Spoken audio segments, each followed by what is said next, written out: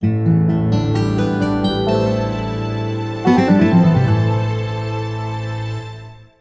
a story you may not have heard before. Sometimes ordinary people like you and me do some incredible things you didn't know about. Everyone has a story. This is episode number 15, The Mountaineer.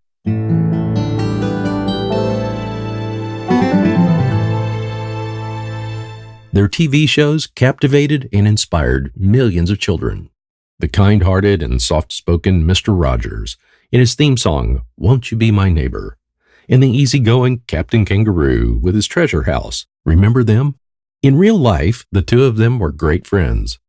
These two men are still etched in our memories by virtue of their geniality.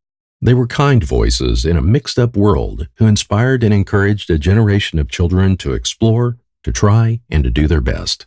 One such youngster was Britton.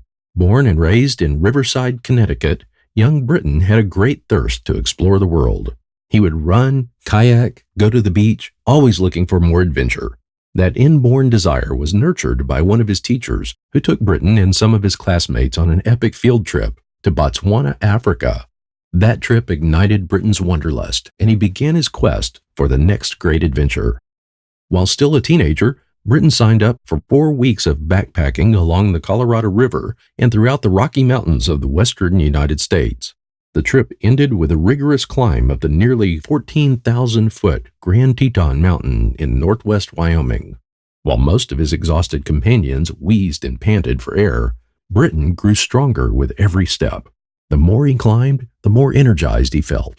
That memory of climbing Grand Teton remained with him, and looking to repeat the thrill, Britton sought other places to experience.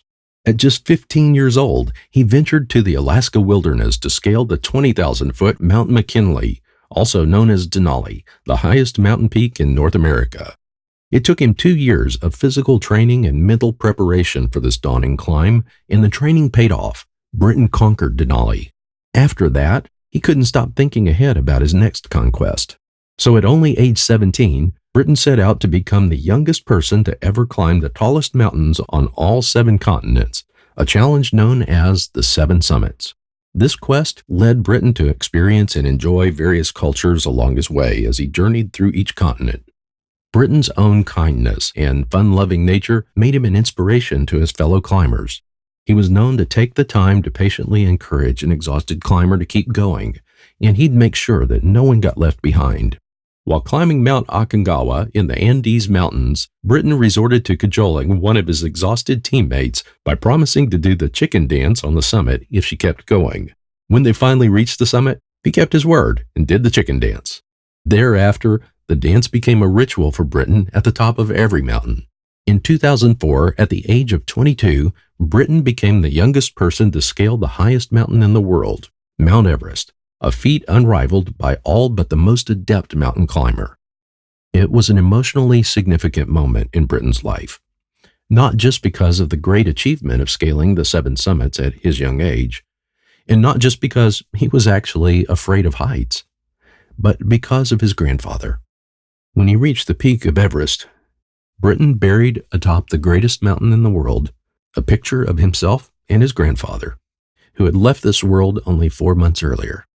You see, Britton felt that he might not have ever set foot upon this icy mountain peak had it not been for the man who encouraged him and so many other children to explore. His grandfather was a kind man with a gentle voice, Bob Keeshan.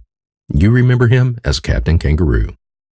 Britton Keeshan went on to become a pediatric cardiologist at Seattle Children's Hospital, where his young patients loved him. Known for his bedside manner, they called him Dr. Boo. He's now a professor of clinical pediatrics at Yale University School of Medicine. Britton says it's the children he cares for these days who inspire him. Some of the children we treat have been through so much, maybe 3, even 4 congenital heart surgeries, he explained. They've spent significant periods of their lives in the hospital. They're some of the most resilient, special kids you'll ever meet. That's his story. Stories stay alive when they're retold. Share this with your kids. Keep it going. It'll give you something to talk about at dinner, or better yet, over a big bowl of ice cream.